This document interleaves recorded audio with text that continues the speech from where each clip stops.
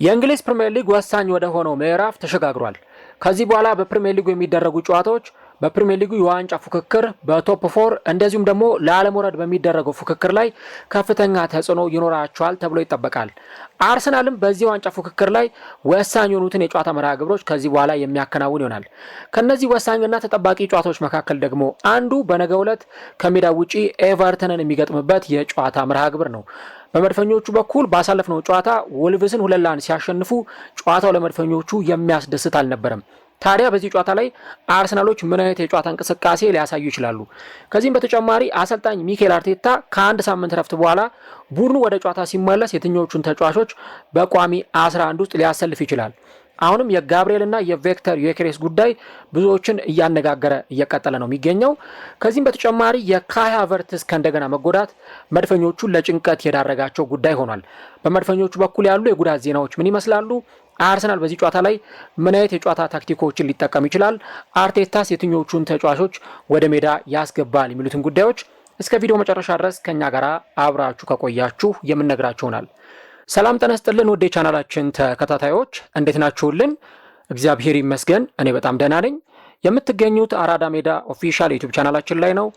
ለቻናሉ አዲስ ከሆናችሁ የዩቲዩብ ገጹን ሰብስክራይብ በማድረግና የደወል ምልክቷን በመጫን የቻናላችን ቤተሰቦች እንድትሆኑ የአክብሮት ግብዣችን ነው።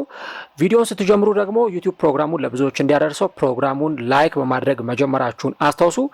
የዩቲዩብ አልጎሪዝም ፕሮግራሙን ለብዙዎች የእግር ኳስ ተመልካቾች ለማድረስ የእናንተን በብዛት ላይክ ማድረግ ይፈልጋል። ስለዚህ ቢያንስ ይህ ፕሮግራም በትንሹ 300 ላይክ እንዲኖረው እንፈልጋለን። ስለዚህ ፕሮግራም ውስጥ ጀምሩ። ሁላችሁም ላይክ በማድረግ መጀመራችሁን አስታውሱ። የአራዳ ሜዳ ኮሜንታተር ተስፋ ወርቅ ሉል ሰገድ አብሬያችሁ ቆይታ አደርጋለሁ። ፈጣሪ ፈቅዶ በዚህኛው ፕሮግራማችን ላይ ከእናንተ ጋር ተገናኝተናል። በፕሪቪው ዝግጅታችን እንግዲህ የተለያዩ የጨዋታ ቅድመ ትንታኔዎችን እናደርሳለን። የቼልሲና የኒውካስልን ጨዋታ እንደዚሁ የምንመለከትበት ፕሮግራም ይኖረናል። እንዲሁ ደግሞ አስተን ቪላ ከዩናይትድ የሚያደርጉትንም ጨዋታ እንደዚሁ እንመለከተዋለን። በዚህኛው ፕሮግራማችን ላይ ግን ኤቨርተን ከአርሰናል ጋር የሚያደርጉትን እጅግ በጣም ወሳኝና ተጠባቂ ጨዋታ የምንመለከተው ይሆናል። እስቲ አርሰናል በዚህ ጨዋታ ላይ ምን አይነት ውጤት ያስመዘግባል? አርሰናል አሁንም 3 ነጥብ ይዞ ወጥቶ መሪነቱን ያጠናክራል ወይ? ኮሜንት ላይ የገባችሁ ሀሳቦቻችሁን ልጽፉልን ትችላላችሁ። ይህ ጨዋታ ግን ለመድፈኞቹ እጅግ በጣም ወሳኝ የሚባል ነው። በተለይ ከዚህ በኋላ የሚደረጉት የፕሪሚየር ሊግ ጨዋታዎች በወሳኝነታቸው ረገድ ምንም የሚያጠራጥሩ አይደሉም። እስካሁን ድረስ እንግዲህ በተመለከትነው የ15 ሳምንት የ16 ሳምንት ጉዞ ውስጥ የሆነ የተመለከትናቸው ነገሮች ቢኖሩም ግን እከሌ ዋንጫ ያሸንፋል፣ እከሌ ለቶፕ 4 ይፎካከራል፣ ይሄኛው ክለብ ደግሞ ቶፕ 6 ወይም ቶፕ 7 ውስጥ ገብቶ ለአውሮፓ መድረክ ይጫወታል፣ እነዚህኞቹ ክለቦች ደግሞ ለዓለመውረድ ይጫወታሉ ብለን የምንጠቅሳቸውን ክለቦች ለመለየት ምናልባት የተወሰነ እንደው ሀሳብ ለማንሳት ካልሆነ በስተቀረ በደንብ እርግጠኛ ሆነን አፋችንን ሞልተን ለመናገር የሚያስችሉ ሳምንታት አልነበሩም። ከዚህ በኋላ ግን የምናያቸው በተለይ 17ኛው 18ኛው ያልን እስከ 21ኛው እና እስከ 22ኛው ሳምንት ድረስ የምንመለከታቸው ጨዋታዎች በጣም በትልቅ ደረጃ የፕሪሚየር ሊጉን ቀጣይ የፉክክር አቅጣጫዎች በደንብ የሚወስኑና ቦታ የሚደለድሉ ነገሮች ይሆናሉ ተብሎ ይጠበቃል እና አርሰናልም አሁን በዋንጫ ፉክክሩ ላይ ለሚኖረው ከፍተኛ ጉዞ ከዚህ በኋላ ለሚያደርገው ረጅም ጉዞ ከዚህ በኋላ የሚኖሩት ጥቂት ሳምንታት እጅግ በጣም ወሳኝ ናቸው። ለዛ ነው ባለፈው አርቴታ በነበረው ጋዜጣዊ መግለጫ ላይ ሲናገር ፕሪሚየር ሊጉ ላይ ሻምፒዮን ለመሆን 90 ነጥብና ከዛ በላይ ማስመዝገብ ይኖርብናል እና እያንዳንዱን ጨዋታ ማሸነፍ አለብን ሲል አስተያየቱን የሰጠው ለዛ ነው። እና አርቴታ በተናገረው መሰረት እንኳን ከዚህ በኋላ አርሰናል 90 ነጥብ ለማምጣት የሚፈልግ ከሆነ ከዚህ በኋላ ቀሪ ወደ 22 የሚጠጉ ጨዋታዎች ይኖራሉ። ቢያንስ ከ22ቱ ጨዋታዎች 19ን ወይ 20ን ኦልሞስት ማሸነፍ ይኖርበታል። ስለዚህ እያንዳንዱ ጨዋታዎች ላይ አርሰናል ማሸነፍ፣ ነጥብ ይዞ መውጣት በጣም የሚጠበቅበት ጉዳይ ነው። ለዛ ነው ባለፈው አርሰናል ወልቭስን ሲገጥም ምንም እንኳን ጨዋታው የሚያስደስትም ባይሆን የጨዋታ ፐርፎርማንሱ ለደጋፊዎቹ ልብ የሚሞላም እንኳን ባይሆን ነገር ግን 3 ነጥብ ይዞ መውጣቱ ብቻ የአርሰናል ደጋፊዎችን ያስደሰታቸው በጨዋታው ላይ 3 ነጥብ ይዞ መውጣት ምን ያክል አስፈላጊ እንደሆነ እነሱም ስለሚያውቁ ነው። እንግዲህ አርሰናል ይህንን ጨዋታ ሲያደርግ ነገ ማንቸስተር ሲቲ ዌስትሃምን ከገጠመና የማንቸስተር ሲቲን ውጤት ከሰማ በኋላ ነው ይህንን ጨዋታ አርሰናል የሚያከናውነው። ማንቸስተር ሲቲ እንግዲህ እንደምታውቁት ከሰሞኑ በጣም በሚያስገርም የውጤታማነት ግስጋሴ ላይ ነው እየቀጠለ የሚገኘው። እነ ፉልሃምን፣ ሊድስ ዩናይትድን፣ በካራቦ ካፕ እነ ብሬንትፎርድን፣ በፕሪሚየር ሊጉ ቻምፒየንስ ሊጉ ሳይቀር እነ ሪያል ማድሪድን እያሸነፈ የመጣ ቡድን ነው እና አሁን ማንቸስተር ሲቲ ባለፈውም ሳምንት ክሪስታል ፓላስን አሸንፎ ነው የመጣው። ከአርሰናል ጋር ያለው የነጥብ ልዩነት 2 ብቻ ነው። ምናልባት ይህንን ጨዋታ ዌስትሃምን የሚያሸንፍ ከሆነ አርሰናል እስከሚጫወትበት ሰዓት ድረስ እንግዲህ ቢያንስ በፕሪሚየር ሊጉ የደረጃ ሰንጠረዥ አናት ላይ ተቀምጦ መሪ ሆኖ ይቆያል ማለት ነው አርሰናል እስከሚጫወት ድረስ። ስለዚህ አርሰናል ላይ የተወሰነ ጫና መክበዱ አይቀርም ይህንን ጨዋታ ሲያከናውን። ኢቭን ከዚህ በኋላ የሚመጡትም ሳምንታት በአርሰናልና በማንቸስተር ሲቲ መካከል ያለው የነጥብ ልዩነት 2 ብቻ ነው። ስለዚህ አርሰናል ይህንን መሪነቱን አስጠብቆ ለመሄድ በሚያደርጋቸው ጥረቶች ማንቸስተር ሲቲ ከአርሰናል አንገት ስር ሆኖ እየተነፈሰ ነው እያንዳንዶቹን ጨዋታዎች የሚያከናውነው እና አርሰናል አንድ ጨዋታ ላይ ነጥብ ቢጥል ወይ አንድ ጨዋታ ላይ እንኳን ቢሸነፍ ከዛ በኋላ መሪነቱን በማንቸስተር ሲቲ ሊቀማ ወይም ደግሞ ሊነጠቅ እንደሚችል ያውቀዋል። ስለዚህ የትኛውንም ጨዋታ አሸንፎ 3 ነጥብ ይዞ መውጣት ለአርሰናል ምንም ጥያቄ ምልክት ውስጥ የሚገባ ነገር አይደለም። አሁን የማነሳላችሁም ነገር ለዛ ነው። ማንቸስተር ሲቲ ነገ ቀድሞ ጨዋታውን ያደርጋል ምሽት 12 ሰዓት ላይ። ዌስትሃም ነው ተጋጣሚው። ዌስትሃም ዘንድሮ ጥሩ ጊዜን እያሳለፈ አይደለም። ምናልባት ይህንን ጨዋታ ማንቸስተር ሲቲ ያሸንፋል የሚል ግምት ነው ያለው። ሲቲ ዌስትሃምን ካሸነፈ ለጥቂት ሰዓታትም ቢሆን በጣም ይቅርታ ለጥቂት ሰዓታትም ቢሆን ከአርሰናል በላይ ተቀምጦ መሪነቱን ይረከባል ማለት ነው። ስለዚህ አርሰናል ይህንን ጨዋታ ማሸነፍ በዚህ ጨዋታ ላይ 3 ነጥብ ይዞ መውጣት ለድርድር የሚያቀርበው ወይ ለኔጎቲዬሽን የሚያቀርበው ጉዳይ አይደለም። በጨዋታው ላይ 3 ነጥብ ይዞ መውጣት አለበት፣ የግድ ነው። ይህን ነገር ማድረግ ይጠበቅበታል። ተጋጣሚው ደግሞ ኤቨርተን ነው። እንግዲህ አርሰናል ኦልሞስት የመጀመሪያውን ዙር በመሪነት ለማጠናቀቅ ተቃርቧል። አሁን የመጀመሪያው ዙር ሊጠናቀቅ ጥቂት ጨዋታዎች ብቻ ናቸው የቀሩት፣ ወደ 3 ጨዋታዎች ብቻ ናቸው የቀሩት። አርሰናል ቦርንመዝን እንዲሁ ደግሞ ብራይተንን እና ደግሞ በነገው ዕለት ኤቨርተንን ከገጠመ በኋላ የመጀመሪያው ዙር ጨዋታ ይጠናቀቃል ማለት ነው።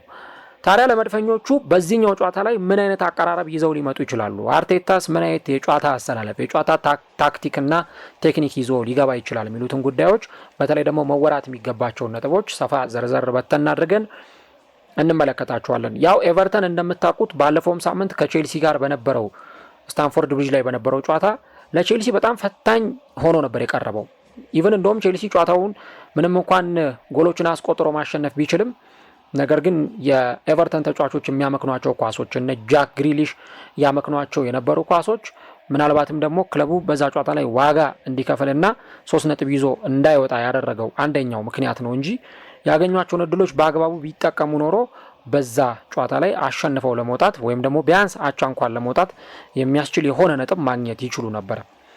ኤቨርተን ደግሞ እንደምታውቁት በዴቪድ ሞይስ ስር በተለይ ዴቪድ ሞይስ ይህንን ቡድን በአሰልጣኝነት ከተረከቡ በኋላ ወይም ደግሞ ወደ ቀድሞ ቡድናቸው ተመልሰው በአሰልጣኝ ኃላፊነት ከመጡ በኋላ እጅግ በጣም የሚያስገርም ጊዜን ነው እያሳለፉ የሚገኙት። ቢያንስ በፊት የምናውቀውን ኤቨርተንን በውጤታማነት ረገድ የሆነ የተሻለ ፐርፎርማንስ የሚያሳየውን ኤቨርተንን እንድንመለከት እያደረጉ ነው እና ደግሞ ክለብ ውስጥም ጥሩ ተጫዋቾች አሉ። ምንም እንኳን አሁን በአፍሪካ ዋንጫው ምክንያት በዚህ ስብስብ ውስጥ ባይኖሩም እነ ኢሊማን ኒዳዬ ያሉበት ስብስብ መሆኑን ማንሳት ያስፈልጋል እና ለዚህ ኤቨርተን ለተባለው ቡድን የእነዚህ ተጫዋቾችን መኖር እጅግ በጣም አስፈላጊ ነው።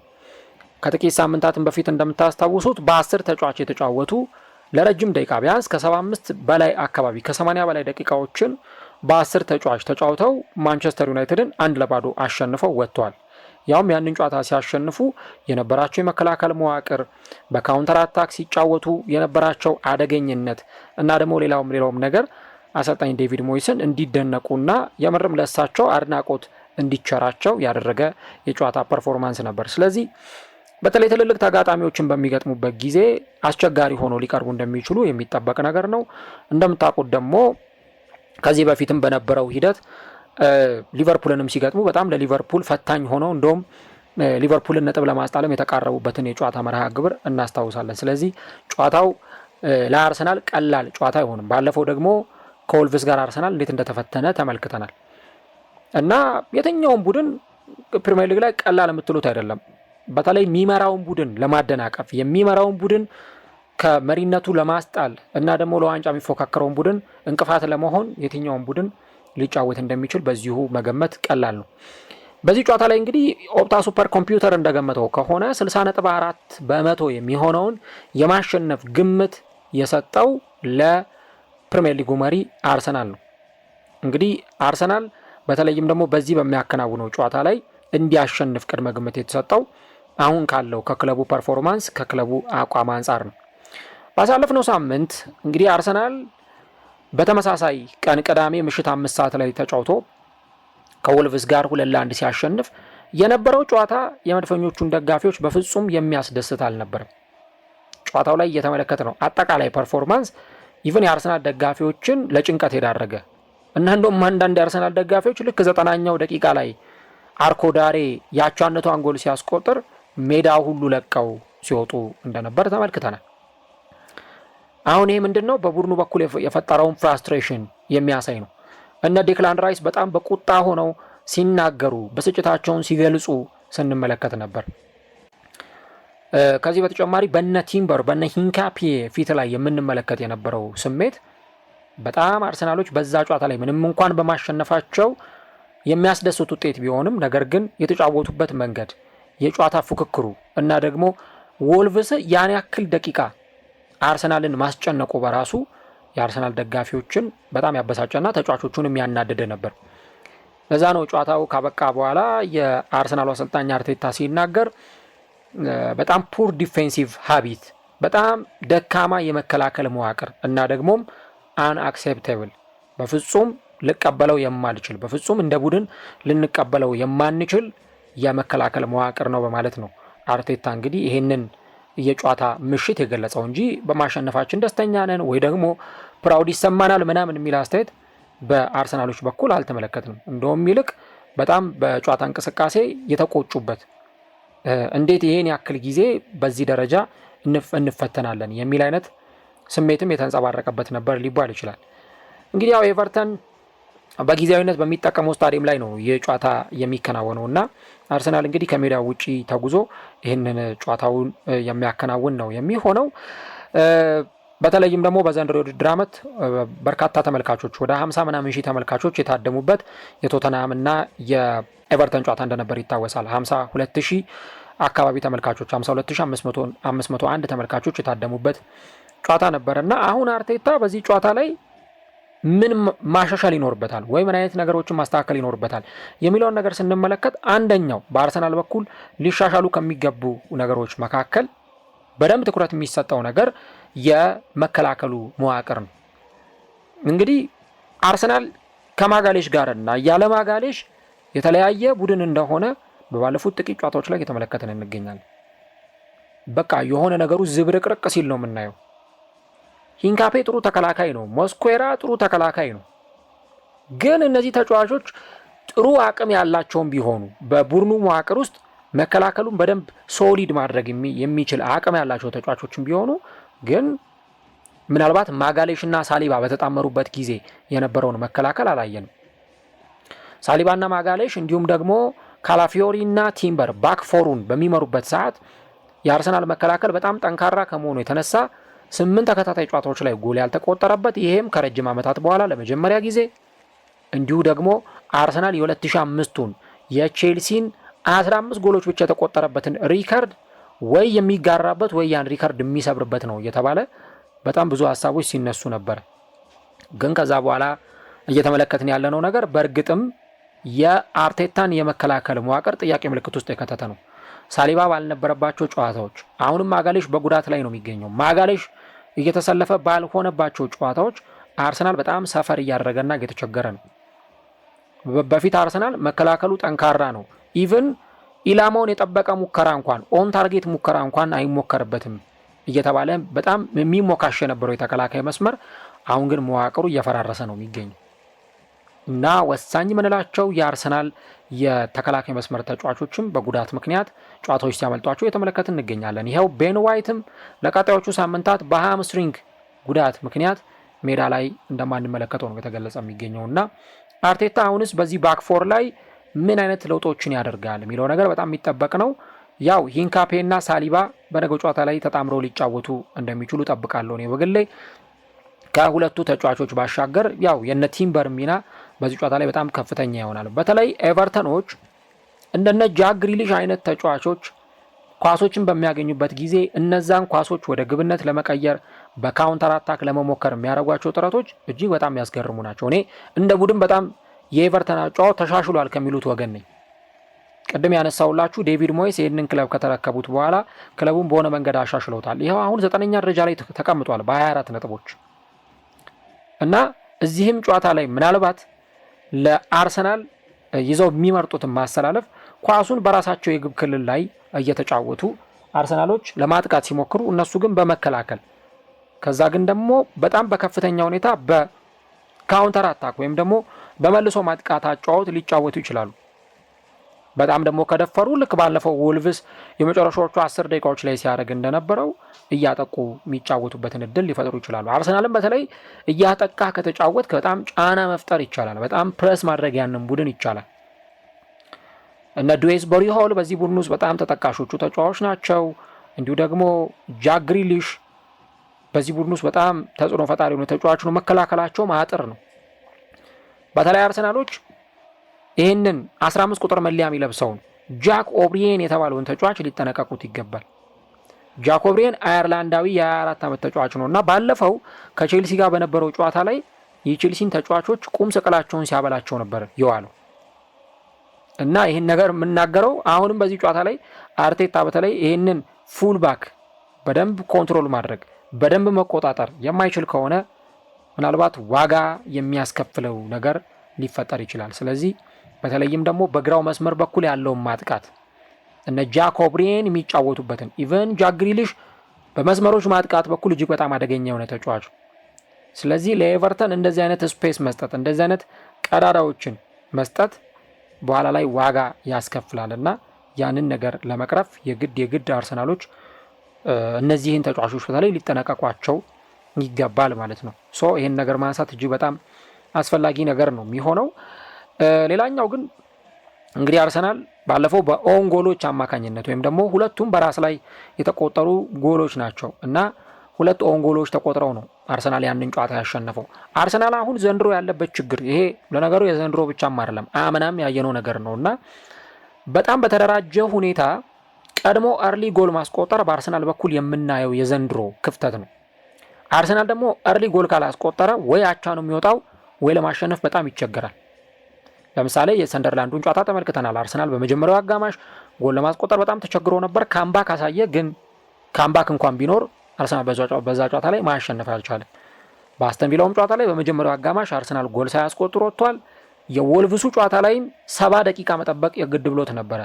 ያቺ የቡካዮ ሳካ የማዕዘን ምት ኳስ ወደ ግብነት በኦን ጎል እስከምትቀየር ድረስ።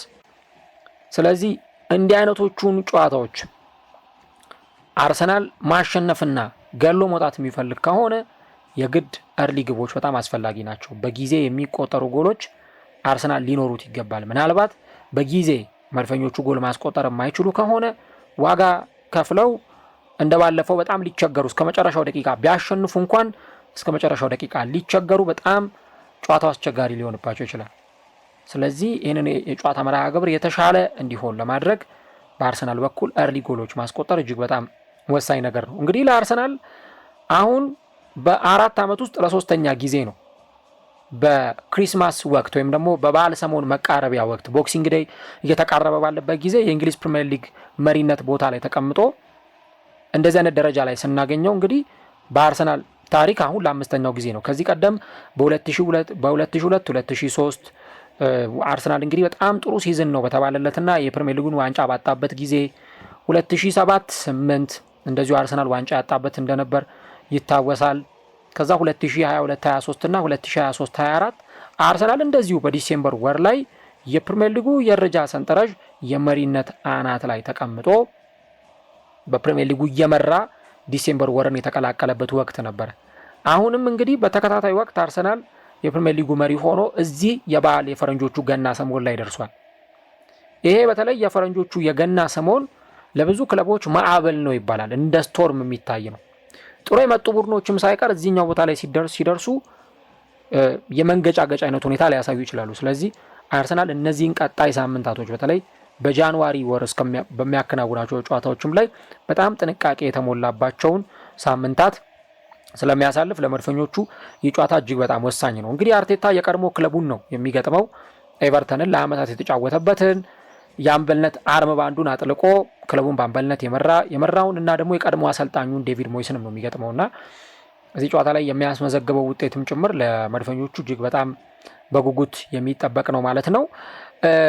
ከባለፈው የጨዋታ ሂደት አንጻር በተለይም ደግሞ ኤቨርተኖች ቼልሲ ላይ ከነበራቸው የማጥቃት ሂደት አንጻር አርቴታ የትኞቹን ተጫዋቾች ሊያስቀድም ይችላል የሚለውን እንግዲህ ለአርቴታ ትልቁ የቤት ስራ ነው። በባለፈው ከቼልሲ ጋር ኤቨርተን ሲጫወት 11 ሙከራዎችን ሞክሯል። ከ11ዱ ሁለቱ ኢላማውን የጠበቀ ነበር። 1.03 ኤክስፔክትድ ጎል ነበራቸው። 42 በመቶ ኳስ ተቆጣጥረው ተጫውተዋል። ስለዚህ እንዲህ ካለው የአጫውት ሂደት ጋር በተለይ ቅድም ያልኳችሁ አርሰናል እርሊ ጎል ማስቆጠር አለበት ያልኳችሁ ነገር በቀይ ሊሰመርበት የሚገባ ነው። ኤቨርተን ደግሞ ለዚህ በጣም ያግዛቸዋል። ምክንያቱም ኤቨርተን ቀድሞ ጎል በተቆጠረበት ወይም ቀድሞ ጎል ባስተናገደባቸው ወደ 10 የሚጠጉ የፕሪሚየር ሊጉ ጨዋታዎች በ8ቱ ላይ ኤቨርተን ተሸንፏል። ቀድሞ ጎል ከገባበት ኤቨርተን ከ10ሩ በ8ቱ ተሸንፏል ማለት ነው። ስለዚህ አርሰናል ቀድሞ ይህንን ጨዋታ መስመር ማስያዝ ከፈለገ ቶሎ ጨዋታው ላይ ጎል ማስቆጠርና ጨዋታውን መግደል ይጠበቅበታል ማለት ነው። ስለዚህ ይሄ በጣም ለአርሰናል አስፈላጊ ነው የሚሆነው ማለት ነው ይሄንኛው የጨዋታ መርሃ ግብር። ሌላኛው ግን በተለይም አርሰን ቬንገር አርሰናልን ለቀው ከወጡበት ከ2018 ጀምሮ በተደረጉ ጨዋታዎች ላይ እንግዲህ ለኤቨርተን በጣም ነገሮቹ አስቸጋሪ ሲሆኑ ተመልክተናል። አርሰናልም አዌ ወጥቶ ሲጫወት ወይም ከሜዳው ውጪ ወጥቶ ሲጫወት እጅግ በጣም የሚቸገር ቡድን መሆኑንም በተደጋጋሚ ጊዜ እንመለከታለን። እንግዲህ አርሰን ቬንገር ያንን ክለብ ለቀው ከወጡ በኋላ አርሰናል ከሜዳው ውጪ ባደረጋቸው 7 ጨዋታዎች ማሸነፍ የቻለው አንዱን ብቻ ነው። 2ቱን አቻ ወጥቷል፣ 4ቱን ተሸንፏል ማለት ነው። ስለዚህ አርሰናል ይህንን ጨዋታ ለማሸነፍ በጣም በከፍተኛ ትኩረት የሚያከናውነው ጨዋታ ነው። የወልቭሱና የአስተን ቪላው ጨዋታ ለአርሰናሎች በጣም ትልቅ ምልክት የሰጣቸውና ምናልባትም እንደ ማንቂያ ደውል የሚታይ የጨዋታ መርሃ ግብር ነው የአስቶን ቪላውና የወልቭሱ ጨዋታ። አርሰናል አሁንም በንቃት የማይጫወት ከሆነ በንቃት የጨዋታ መርሃ ግብሮቹ ላይ በደንብ ጨዋታዎቹን ኮንትሮል እያደረገ ማይጫወት ከሆነ የሆኑ ጨዋታዎች ላይ ዋጋ ሊከፍል እንደሚችል ፍንጭ የሰጡ 2 ጨዋታዎች ናቸው። ስለዚህ በአርሰናሎች በኩል በጣም የበዛ ጥንቃቄ 90 ደቂቃ ኮንሰንትሬት የማድረግ አርሰናል የወልቭሱ ጨዋታ ላይ ኳስ ተቆጣጥሯል ሙሉ ደቂቃውን። ግን ደግሞ ኳስ በመቆጣጠር ረገድም ኳሱን ቢቆጣጠረውም ይሄ በጣም የሚያስጨንቁ የጎል እድሎችን ሲፈጠር ነበር ወይ? የጎል ሙከራዎችስ ያንን ያሳያሉ ወይ? ለዛ እኮ ነው አርሰናል ያንን ሴት ፒስ አግኝቶ ያንን ኳስ ወደ ግብነት እስከሚቀይር ድረስ ምን ያክል መድፈኞቹ ተቸግረው እዛ ጨዋታ ላይ ለማሸነፍ በጣም ዋጋ እንዲከፍሉ ያደረጋቸው። ምናልባትም እንደኔ ሐሳብ ወልቭስ በመሆኑ ምክንያት ነው 90ኛው ደቂቃ ላይ ጎል ተቆጥሮበት ከዛ በኋላ አርሰናል ጎል ያስቆጠረው እንጂ ሌላ ቡድን ቢሆን በጣም በከፍተኛ ሁኔታ ሲከላከል በጣም በከፍተኛ ሁኔታ ሲጫወት ሁሉ ልናየው እንችል ነበር። ስለዚህ አርሰናሎች 1 እርሊ ጎል ማስቆጠር፣ 2 መከላከላቸውን የተሻለ ማድረግ። ስለ አርሰናል ማጥቃት ደግሞ ስናወራ የአርሰናል ፋስት ብሬክ እና የአርሰናል የካውንተር አታክ ጨዋታዎች እጅግ በጣም ደካማ ናቸው። በተለይ አርሰናል በካውንተር አታክ በሚጫወትበት ጊዜ ኢቨን የካውንተር አታኩ ራሱ አያስደስትም። ያርሰናል ካውንተር አታክም ሲጫወት ብዙ ጊዜ አይተነው አናውቅም፣ ግን ያስፈልገዋል። ካውንተር አታክ ያስፈልገዋል። በፋስት ብሬክ መጫወት አለበት። እነዚህ ሁኔታዎች እጅግ በጣም አስፈላጊ ናቸው። ስለዚህ አርሰናል ቀድሞ ጎል ማስቆጠርና መከላከሉን ጥብቅ ማድረግ ይጠበቅበታል። ይህንን ማንሳት አስፈላጊ ነው። ሌላኛው ከዚህ ጨዋታ ጋር ተያይዞ የሚነሳው ነገር በፊት መስመር ላይ ማን ይጀምር የሚለው ጉዳይ ነው። እንግዲህ አሁን ይሄ ትልቁ አጠያቂ ጉዳይ ነው እና ቪክተር ዮኬሬስ ወይስ ደግሞ ጋብሪኤል የሚለው ነገር አሁንም ያልተፈታ እንቆቅልሽ። ባለፈው ከወልቭሱ ጨዋታ በኋላ እንግዲህ ጋብሪኤል የነካቸውን ኳሶች ከዮኬሬስ እንደሚበልጡ በሙከራ ረገድም ጥሩ እንቅስቃሴ ሲያደርግ እንደነበር ለሁለተኛው ጎል መቆጠርም ትልቅ አስተዋጽኦ የነበረው ተጫዋች እንደሆነ በግልጽ በሚታይ ሁኔታ ሜዳ ላይ ተመልክተናል። እና አሁን ዮኬሬስ ተፎካካሪ እንደመጣበት ምናልባትም ደግሞ ሜዳ ላይ በሚኖረው እንቅስቃሴ አመርቂ ነገር ማሳየት ካልቻለ ምንም አማራጭ የለውም። የሆነ ተጫዋች እሱን ቤንች ማድረጉ አይቀርም። ስለዚህ አርቴታ በዚህ ጨዋታ ላይ የትኛውን ተጫዋች ያሰልፋል የሚለው ከፊት መስመሩ ጋር ተያይዞ ጥያቄ ምልክት ውስጥ የገባ ጉዳይ ነው። እናንተም ማን ቢጀምር የተሻለ ነው ብላችሁ ታስባላችሁ? ኮሜንት ላይ የገባችሁ ሀሳቦቻችሁን ልጽፉልኝ ትችላላችሁ። ግን ባለፈውም በነበረኝ ፕሮግራም ላይ እንደገለጽኩት ለዩኬሬስ በቂ የሆነ ዴሊቨሪ እየቀረበለት አይደለም የሚገኘው፣ ወይም በቂ የሆነ ኳስ እየቀረበለት አይደለም።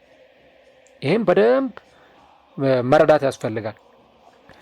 ባለፈው አንድ ፕሮግራም ሰርቼላችሁ ነበረ። እዛ ፕሮግራም ላይም እንዳነሳሁት ዩኬሬስ በስፖርቲንግ ዴሊቨር የሚደረግለት ኳስና በአርሰናል ዴሊቨር የሚደረግለት ኳስ ፍጹም የተለየ ነው። እዛ በአንድ ጨዋታ 10 ኳሶች ይቀበላል። እዚህ በአንድ ጨዋታ 3 ወይ 4 ኳሶች ብቻ ናቸው የሚደርሱት። ኢቭን ፕሮግረሲቭ የምንላቸው ፓሶች ራሱ ቁጥራቸው በጣም የቀነሰ ነው። ስለዚህ ለዚህ ደግሞ የአርሰናል ሲስተም እና እንዲሁ ደግሞ እነ ማርቲን ኦዴጋርድ፣ እነ ኤበረቼዜ፣ እነ ቡካዮ ሳካ፣ እነ ማርቲኔሊ አይነት ተጫዋቾች በደንብ እዚህ ነገር ላይ ኃላፊነት ወስደው እንቅስቃሴያቸውን ሊያደርጉ ይገባል።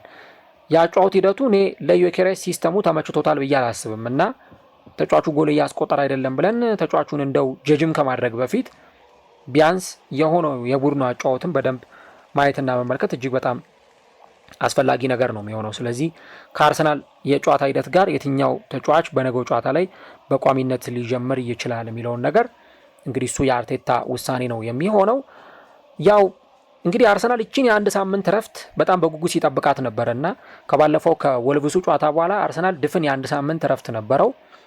ስለዚህ የአንድ ሳምንት ረፍቱ በደንብ እንዲዘጋጁበት ራሳቸውን ቢያንስ ለተወሰነ ረፍት ሰጥተው ወደ ሜዳ እንዲመለሱ የሚያደርጋቸው ነው። ከዚህ በኋላ እንደገና ደግሞ ይቀጥላሉ። በየ3 ቀን መጫወቱን አርሰናል ይቀጥላል። ለምሳሌ አሁን ይህንን ጨዋታ አደረገ፣ ከኤቨርተን ጋር ከተጫወተ በኋላ ማክሰኞ ደግሞ የካራቦ ካፕ ወሳኝ የሩብ ፍጻሜ ጨዋታውን ያከናውናል። ከሩብ ፍጻሜው ጨዋታ በኋላ ደግሞ በፕሪሚየር ሊጉ እንደገና ሌላ ወሳኝ የጨዋታ መርሃ ግብር ያከናውንና ቻምፒየንስ ሊግ ይመጣል። ስለዚህ በየ3 ቀኑ አርሰናል የመጫወት ግዴታ ተጥሎበታል። ይህንን ግዴታውን ደግሞ እንዴት አድርጎ ይወጣዋል የሚለውን ያው በተጫዋቾች ሮቴሽን በደንብ ተጫዋቾችን በማፈራረቅ ነው ሊጠቀም የሚችለው።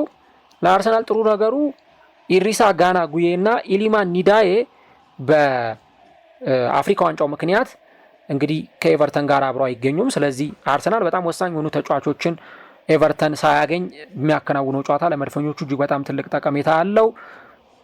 እንዲሁ ደግሞ ኬርናን ዱዌስበሪ ሆል በባለፈው ጉዳት አጋጥሞት በቼልሲ ጨዋታ ላይ በሃምስትሪንግ ጉዳት ተቀይሮ እንደወጣ ይታወሳል። በጣም ወሳኝ ተጫዋች ነው ለኤቨርተን።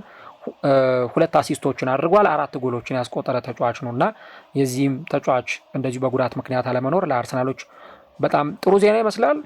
ጉዳትና አርሰናልን ካነሳን ግን በጣም ተዛምዶ ነው እየቀጠሉ የሚገኙ ዘንድሮ። ባለፈው ቤን ዋይት ጉዳት አጋጠመው። ትላንትና የሚገርማችሁ አንድ ፕሮግራም ሰርቼላችሁ ነበር እና ያ ፕሮግራም ካይ ሃቨርትዝ ወደ ሜዳ ሊመለስ ነው የሚል ዜና ነበር። እንግዲህ ሃቨርትዝ ወደ ሜዳ ሊመለስ ተቃርበዋል የሚል መረጃ ሲወጣ ነበር። ይሄ መረጃ የወጣው መቼ ነው? ሮብ ዕለት ነው እና እኔ የሮቡን መረጃ ተንተርሼ ሮብ ከሰዓት አመሻሽ አካባቢና ምሽት ላይ የወጡትን መረጃዎች ተንተርሼ ትላንት አንድ ፕሮግራም ሰርቼላችሁ ነበር። ካይ ሃቨርትዝ ወደ ሜዳ ሊመለስ ነው፣ በዲሴምበር ወር ጨዋታዎች ላይ ወደ ሜዳ ይመለሳል፣ ለአርሰናል ጥሩ የማጥቃት አማራጭ ይሆናል ብዬ ፕሮግራም ሰርቼ ነበር። በነገራችሁ ላይ መረጃው ውሸት የለውም፣ ትክክል ነው። ምክንያቱም ተጫዋቹ በጂም ቤት ሁሉ እንቅስቃሴዎችን ጀምሯል። የጂም ቤት ልምምዶችን ሁሉ ሲያደርግ ነበር። በቃ ወደ ሜዳ ሊመለስ ነው በተባለበት ጊዜ ከእንደገና ጉዳቱ ደግሞ አገረሸበት ተባለና አሁን ለተጨማሪ ጊዜያት ተጫዋቹን ከሜዳ ሲርቅ ልንመለከተው ነው ማለት ነው እና ለአርሰናል ደጋፊዎች በጣም በጣም የሚያናድድና የሚያበሳጭም ነው። ምክንያቱም ተጫዋቹ ሊመለስልን ነው ባሉበት ሰዓት ላይ በተለይ በወሳኝ ጨዋታዎች ላይ እናገኘዋለን ባሉበት ሰዓት ላይ የዚህ ተጫዋች መጎዳት ለአርሰናል ደጋፊዎች የሚዋጥ አይደለም እና እኔ ካይ ሃቨርትዝ ዘንድሮ በጣም ብዙ ጠብቄበት ነበር። በተለይ ከዩኬሬስ ጋር እየተፎካከሩ አርሰናልን በጣም በትልቅ ደረጃ ይጠቅማሉ። ሃቨርትዝም መኖሩ በራሱ ለአርሰናል በጣም ይጠቅማል። ኢቭን እስካሁን ካልነበረበት ጊዜ ውጪ አሁን ሜዳ ላይ በሚኖረው ፐርፎርማንስ በደንብ አርሰናልን ይጠቅማል የሚል ግምት ነበረኝ። ግን ደግሞ ሃቨርትዝ እንደገና በድጋሚ ተጎድቷል እና እንግዲህ ለአርሰናል ደጋፊዎች ይሄ ጥሩ ስሜት የሚሰጥ አይደለም። የሃቨርትዝ በድጋሚ መጎዳት ይህን ነገር እንዴት ማኔጅ ያደርጉታል የሚለውን አብረን እናያለን። ከዛ ውጪ ጋብሪኤል ማጋሌሽ፣ ሞስኩዌራ እንደዚሁ በጉዳት ምክንያት ከዚህ ጨዋታ ውጭ የሚሆኑ ተጫዋቾች ናቸው። የሊያንድሮ ትሮሳርድ ግን ወደ ቡድኑ መመለስ ለአርሰናል እጅግ በጣም አስፈላጊ ነው። በባለፈውም በወልቭሱ ጨዋታ ላይ ተጫዋቹን ተመልክተነው ነበርና ተጫዋቹ እንግዲህ በባለፈው 9 አርሰናል ከሜዳ ውጭ ባደረጋቸው የፕሪሚየር ሊግ ጨዋታዎች ላይ 9 የጎል ተሳትፎዎችን አድርጓል። እየቆጠሩን ሁሉ ማስታወስ እንችላለን። ከሰንደርላንድ ጋር አርሰናል አዌይ ሲጫወት ጎል አስቆጥሯል። አርሰናል ከፉላም ጋር ከሜዳ ውጭ ሲጫወት ጎል አስቆጥሯል። አርሰናል ከአስተን ቪላ ጋር ተጫውቶ ሲሸነፍ ጎል አስቆጥሯል እና የሊያንድሮ ትሮሳርድ ሚና እዚህ ጨዋታ ላይ እጅግ በጣም አስፈላጊ ነው እና የእነዚህን ጨዋታዎች ደግሞ አርሰናል ሲያከናውን ምን አይነት የጨዋታ ሮል ወይም ምን አይነት የጨዋታ ሚና ይኖራል የሚለውን አብረን እንመለከታለን። እንግዲህ ተጫዋቹ በባለፉት 2 የውድድር ዓመታት አርሰናል ከሜዳ ውጪ ኤቨርተንን ሲገጥም ጎል ሲያስቆጥር የነበረ ተጫዋች ነው እና አሁንም በዚህ ጨዋታ ላይ ምናልባት ጎል ሲያስቆጥር ልንመለከተው እንችላለን።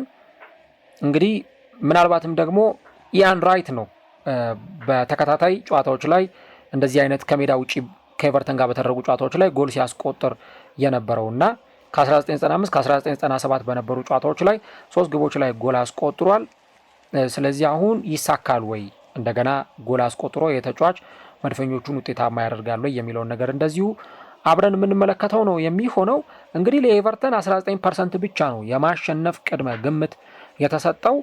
ያውም ደግሞ እዚህ ጨዋታ ላይ እንደ ጆርዳን ፒክፎርድ አይነት የተሞከሩበትን ኳሶች በጠቅላላ የሚያወጣ የተሞከሩበትን ኳሶች ግብ እንዳይሆኑ የሚከላከል በጣም ምርጥ የሆነ ግብ ጠባቂም አለ እና እንግዲህ አርሰናሎችን ጎል እንዳያስቆጥሩ በጣም መከልከል ወይም ማገድ የሚችል ተጫዋችም እንደሆነ ይታወቃል። በዚህ ጨዋታ ላይ በቋሚነት ይጀምራል ተብሎ ይጠበቃል። በግምታዊ አሰላለፍ ረገድ ጃክ ኦብሪየን፣ ጄምስ ታርኮውስኪ፣ ኪን እንዲሁ ደግሞ ቫይታሊ ማይኬሌንኮ እንዲሁ ደግሞ ቲም መሃል ሜዳውን ይመራል ተብሎ ይጠበቃል። ጄምስ ጋርነር፣ ጃክ ግሪሊሽ፣ ቻርሊ አልካራዝ እንዲሁ ደግሞ ዶዌት ማክኒል እና ቲየርኖ ባሪ በዴቪድ ሞይስ በኩል በቋሚነት ይጀምራሉ ተብሎ ይጠበቃል። ኦደጋርድ ወይስ ኤበሬቺዜ በነገው ጨዋታ ላይ የትኛው ተጫዋች በቋሚነት ይጀምራል? እሱ የሚጠበቅ ጉዳይ ነው። ዴክላን ራይስ ግን በጨዋታው ላይ በጣም ስራ እንደሚበዛበትም መገመት ቀላል ነው። ዳቪድ ራያ፣ ጁሪየን ቲምበር እንዲሁ ደግሞ ዊሊያም ሳሊባ፣ ፒየሮ ሂንካፔ፣ ሉዊስ ስኬሊ፣ ማርቲን ዙብሜንዲ፣ ዴክላን ራይስ እንዲሁ ደግሞ ኤበሬቺዜ አሊያም ማርቲን ኦደጋርድ፣ ቡካዮ ሳካ፣ ማርቲኔሊ እና ዩኬሬስ በቋሚነት ይጀምራሉ ተብሎ ይጠበቃል። በአርሰናል በኩል እንግዲህ ቅድም እንዳልኳችሁ አርሰናል ምናልባት ማንቸስተር ሲቲ ዌስትሃምን ካሸነፈ አርሰናል ከረጅም ወራትና ሳምንታት በኋላ በመሪነት ደረጃ ላይ ሳንመለከተው ማንቸስተር ሲቲ መሪ ሆኖ ለሰዓታት የሚቆይበት ጨዋታ ይሆናል እና አርሰናል የማንቸስተር ሲቲን ማሸነፍ ሰምቶ ደግሞ ወደ ሜዳ የሚገባ ከሆነ ጨዋታው ላይ የምርም 3 ነጥብ ይዞ መውጣት በጣም ያስፈልገዋል።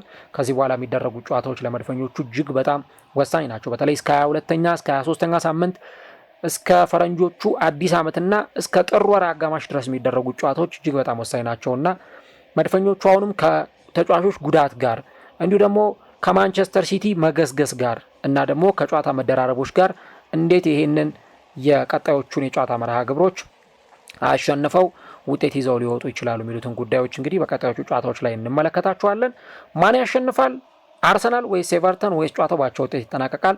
ኮሜንት ላይ የገባችሁ ሀሳቦቻችሁን ልታጋሩን ይችላላችሁ። እግዚአብሔር ቢፈቅድ ደግሞ በኋላ ላይ በቀጥታ ስርጭት ፕሮግራማችን እንገናኛለን ምሽት ላይ እንዲሁ ደግሞ ነገ በቀጥታ ስርጭት ከጨዋታው በፊትና ከጨዋታው ትንታኔ ጋር ደግሞ ከጨዋታው በኋላ የምንገናኝ ይሆናል። ለበኋላ ፈጣሪ ቢፈቅድ እንገናኛለን። ቀጠሮ እንያዝና ይህንን ፕሮግራማችን እዚህ ጋር እናበቃለን። ቅዳሜ ምሽት 5 ሰዓት አርሰናል ከሜዳ ውጪ ኤቨርተንን ይገጥማል።